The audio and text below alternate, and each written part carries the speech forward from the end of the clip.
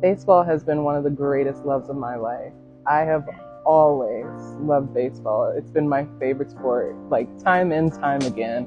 If you ask me what my favorite sport is, if you ask me what I'm doing, 9 times out of 10, I'm watching baseball, thinking about baseball, anything like that.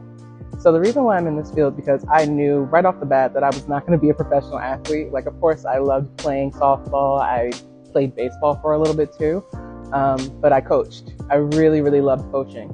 So I really wanted to combine, my love for baseball and this compulsion, not even compulsion, this desire to help people that I've had my whole life. Like, ever since I was 6, I said that I wanted to help people. That's all I've ever wanted to do at the end of the day.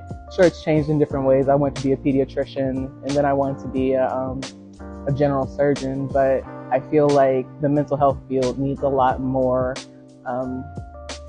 people in it, and not just people in it, but people who are involved in it in sports, people who have the patience and the curiosity to work with athletes, because working with athletes is not like working with people from the general public, and that's a blessing.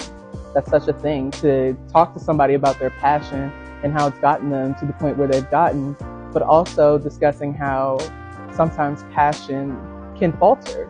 Sometimes it's just not enough when people aren't performing the way that they want to, and that's okay. And that's why it's important to talk to people about it and, rekindle that passion. And that's why I'm here. I love passionate people. I love athletes. Being an athlete myself was one of the best things about my life. And it's really important to meet people where they're at and also prevent things from happening. We don't want anybody to feel like they're at their wits' end, and because they're not doing what they perceive to be their best, to be the end-all be-all. Like, there is so much more to you than what you can or can't do on the field. And I think it's really important to reinforce that to athletes, especially because we operate in a culture that thrives off of performance, numbers, and just maxing out. No, I don't think that that's a really appropriate way to assess someone's, contribution to a team or, how they show up.